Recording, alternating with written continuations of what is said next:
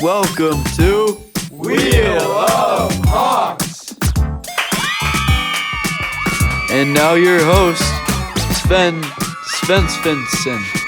Thank you. Welcome to Wheel of Hawks. I'm Sven Svensson. Let's meet our contestants. Today we've got Tree Root and Kent Clark. All right, Kent, our first $1,000 throw up. Phrases.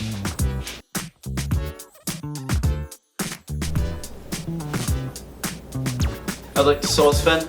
Is it a Hawk TV in? That is correct, Kent. Let's go.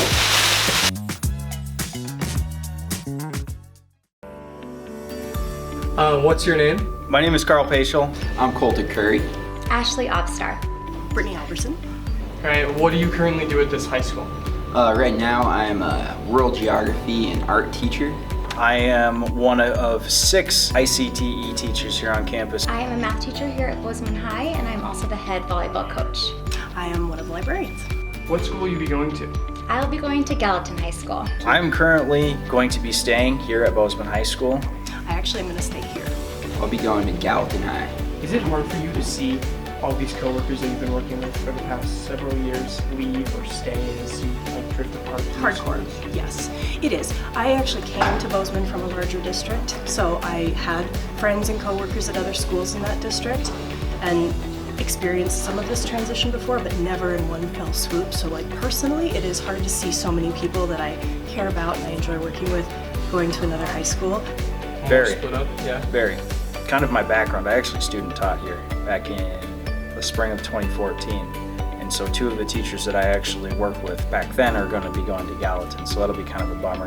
It's just a lot of different changes. It's necessary though. The district as a whole is moving towards a really good change. It's something that's kind of been talked about, possibility of a new high school, and Bozeman's growing exponentially. Yeah, it's tough, but I'm really excited to see how things work out. Do you feel like it's the same for the students as it is for the teachers? Seeing everybody leave and have to do all this new stuff for a new school? That is a great question.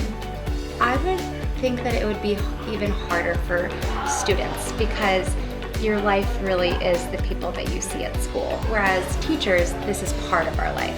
You know, we have everything else that goes on outside of the school, but I feel like for high schoolers, you spend the majority of your day here and with your friends, and that will probably be actually, now that you say that, maybe even harder for the students who are used to seeing their friends every day.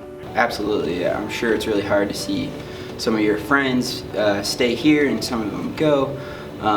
But I think it'll also be good because it'll actually have a smaller culture kind of in each place. You'll actually see people a little more often probably, which will be nice. Well, thank you so much for coming in, Mr. Curry. Yeah, thank you. Hi BHS, it's Carter Cape here, and I'm here to tell you about the Carve Out Hunger event of a Bridger Bowl on March 28th. So anyone that brings 15 cans of food or more to the Saddle Peak Lodge on March 28th will get a voucher for a $25 lift ticket, and they also get entered to win a free lift pass for all next year at Bridger Bowl. So please come out, donate 15 cans of food to Bridger Bowl on March 28th. Thank you. Hey BHS. I know a lot of you are wondering, how am I gonna relax over the spring break? I just don't know. I'm freaking out over here. I need help. Well, lucky for you.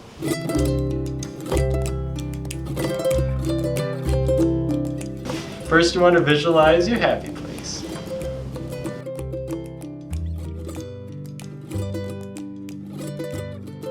Kind of generic, but it works. The first thing that helps me always relax is listening to nice, calm music.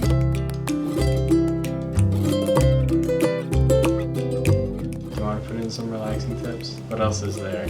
What else can you do? You can draw. Yes, you can draw like this.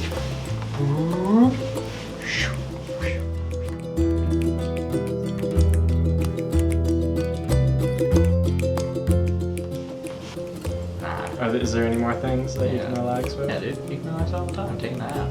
Take a nap. Take a nap. Get lots of sleep. You can sleep in if you want. You can go to bed early. You can take a nap in the middle of the day. It doesn't matter, because you're on break. You deserve it. You've worked hard, haven't you? Haven't you?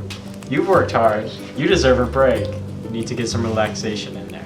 You know you got it. Lander. Are we live?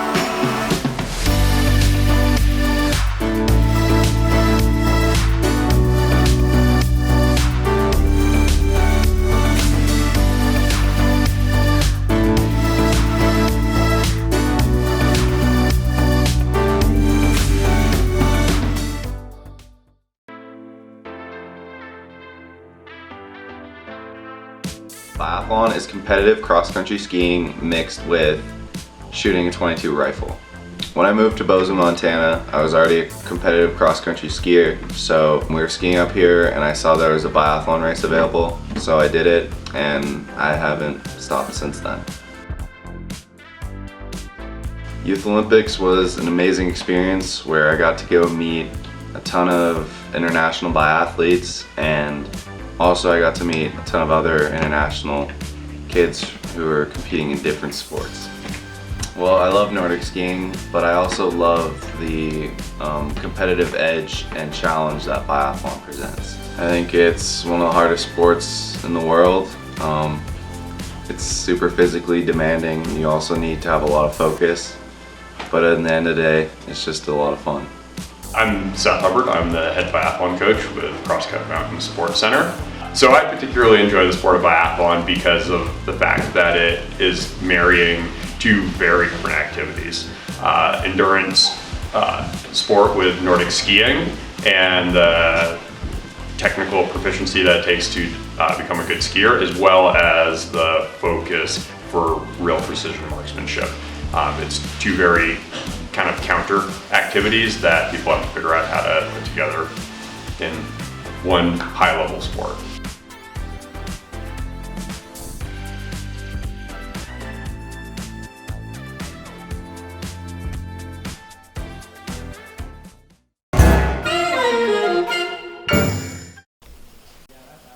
Oh, hi there. You might recognize me from Hawk TV or some of the business classes. But also, I'm the DECA advisor here at Bozeman High School. And we are going to have somebody sample some of the less popular products that we have so that you can find out how delicious they are. Hey, we're here to review the 7 mysteries of the DECA store, also known as the 7 most obscure foods we could find. Bring them in! Alrighty, we've got B, Off the Eaten Path, as introduced by Mr. Meir, the Veggie Puffs. They're spicy cheddar and made with real vegetables. This is all courtesy to Mr. Meir, so we gotta thank him. A little sponsor, you know, word from our advertisers. Wow. These are a lot better than I was expecting. It almost tastes like pizza, but like in a chip. Honestly, I'm gonna give these an 8 out of 10. They're pretty good. Rice patties.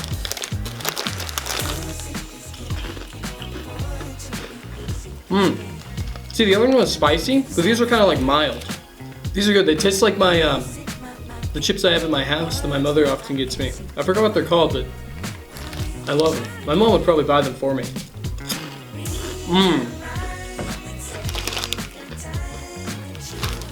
Can I just keep eating these? These are actually good. I get it, you have a Ford, but really, you need that much room?